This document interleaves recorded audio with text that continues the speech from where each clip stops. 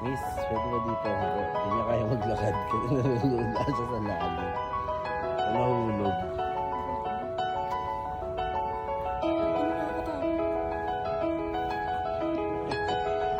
Takot yan. Takot yan. Bagsak mo naman tubig. Okay lang yan. Ito yung view guys.